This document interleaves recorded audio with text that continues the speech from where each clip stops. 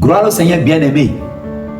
Nous sommes en train de décortiquer le livre de Apocalypse chapitre 5 verset 12 sous le thème les 7 vertus que Christ est mort pour recevoir pour vous et moi. Les 7 vertus que le Christ immolé, l'agneau immolé a reçu pour vous et moi. Et nous avons lu cela dans le livre de Apocalypse 5 verset 12 a dit, il disait d'une voix forte, l'agneau qui a été immolé est digne de recevoir la puissance, la richesse, la sagesse, la force, l'honneur, la gloire et la louange. Donc je vais faire le récap de tous ces enseignements sur ce vidéo.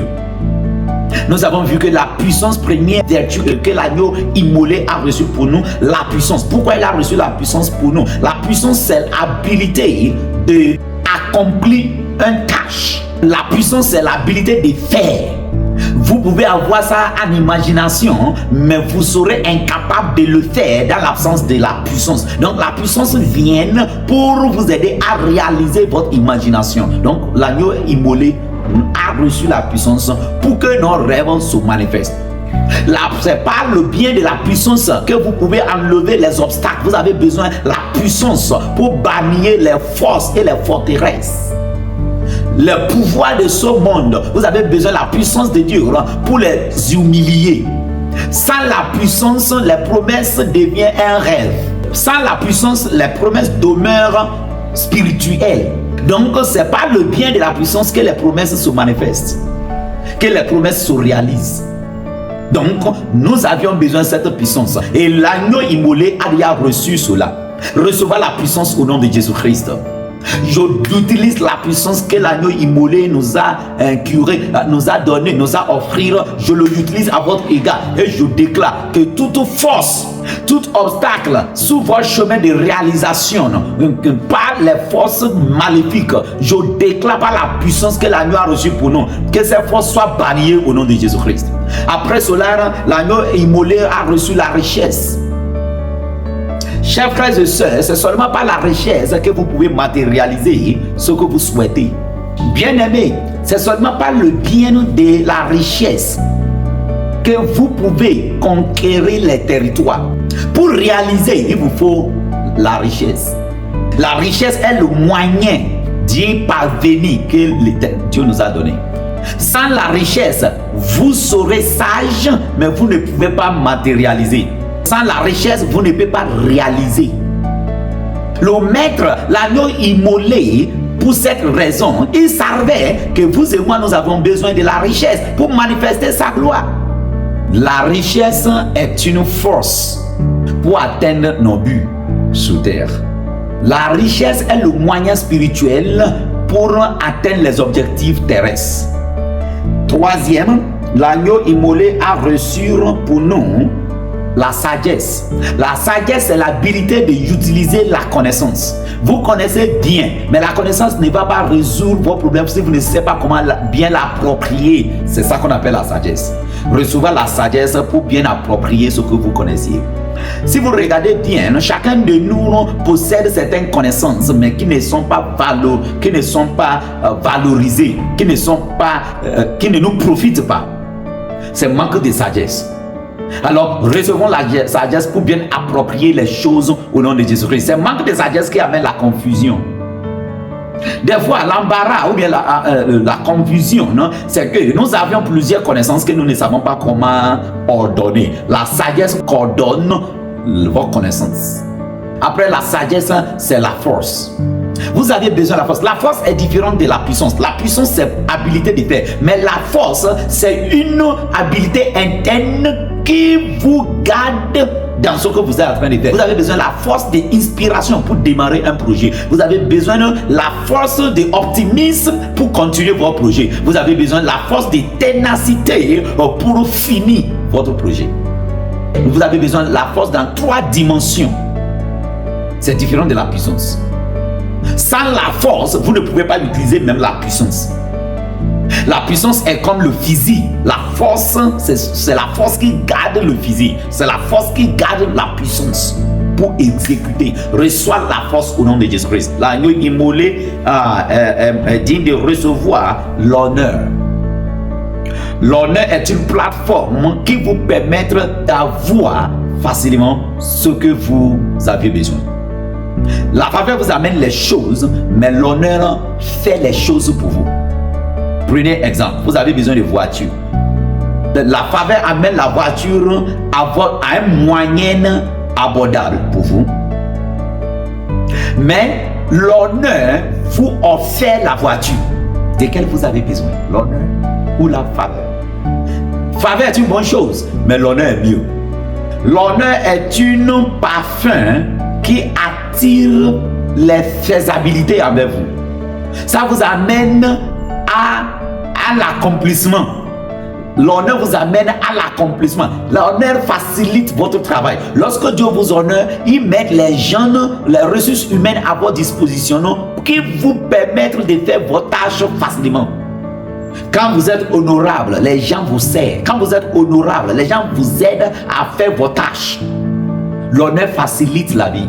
La gloire, c'est la présence de Dieu qui accompagne l'homme. L'onction est quelques éléments de la gloire. Onction est quelques éléments de la gloire. Gloire au Seigneur. L'onction vient de la gloire. La gloire, c'est la présence de Dieu qui nous accompagne. La Bible déclare que si Dieu est avec nous, qui peut être contre nous? Ça veut dire, si la gloire de Dieu est avec nous, qui pouvait être contre nous?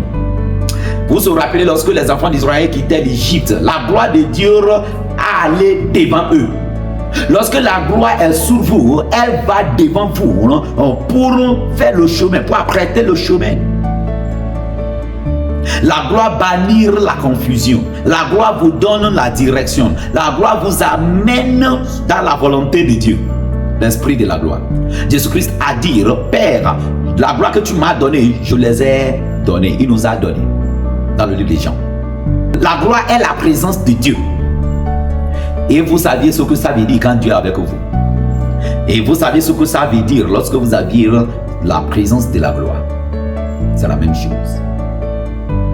Mais vous n'avez pas besoin de chercher cette chose trop loin, parce que l'agneau immolé a reçu cela pour vous. Ce qui fait marcher la connaissance, c'est lorsque nous devions conscients de la connaissance. Alors cet enseignement, c'est pour vous amener dans la conscience de la réalité que Christ, de ce que Christ a fait pour vous et moi. Donc, la gloire chasse le malheur. La gloire est comme une parfum qui chasse le malheur. Parce que quand la présence de Dieu est avec vous, le malheur ne peut pas tenir. Le malheur ne peut pas être dans votre entourage. Je déclare que toute forme de malheur autour de vous soit disparaître par la gloire de l'Éternel. L'Esprit de Dieu me dit, quelqu'un est en train de regarder cette vidéo à ce moment, tu manges avec tes ennemis. Tes ennemis sont autour de toi. Mais lorsque la gloire vient, aucun ennemi ne peut pas rester dans la présence de la gloire. Par l'esprit de la gloire, je paralyse la présence de vos ennemis dans votre entourage au nom de Jésus-Christ. Par l'esprit de la gloire, je déclare tout malheur qui est en train de rôder autour de vous disparaître au nom de Jésus-Christ. Je ne vois pas mon esprit quelqu'un qui va regarder cette vidéo qui a peur de la mort. La présence de la mort ne peut pas tenir dans l'atmosphère de la gloire. Je te couvre par la gloire au nom de Jésus-Christ. Par la gloire de l'Éternel, je paralyse l'esprit de la mort subite. Par la gloire de l'Éternel, je déclare que l'esprit de la peur soit dissipé dans votre cœur. Que la gloire prenne, que la gloire illumine, que la gloire inonde votre cœur. Que la gloire inonde votre cœur. Et je déclare que toute présence de malheur soit dissipée au nom de Jésus-Christ. Disparaître au nom de Jésus-Christ. Là où la gloire est, l'Éternel ne peut pas subir. Alors, toute forme de ténèbres autour de vous, par la présence de la gloire que l'agneau immolé a reçue pour vous, je déclare que cette présence maléfique disparaît au nom de Jésus-Christ.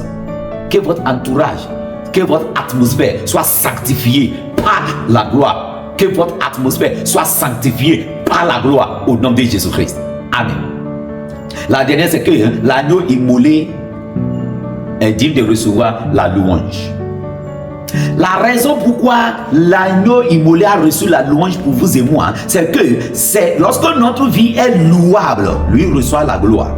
Et l'ennemi est en train de combattre contre cela. Maintenant, par cette connaissance, je déclare tout ce qui n'est pas louable dans votre vie disparaître au nom de Jésus-Christ. Selon le livre de Philippiens chapitre 4 verset 8, il dit tout ce qui est aimable, honorable, louable, digne d'être applaudi, soit l'objet de vos pensées. Il a dit tout ce qui est louable soit l'objet de votre pensée. Donc, il a reçu le louange pour nous afin que lui soit loué à travers notre louange. Lorsque votre vie n'est pas louable, ça ne lui honore pas, ça ne lui glorifie pas. Donc, Dieu est loué par notre vie terrestre. Dieu est loué lorsque notre vie est louable.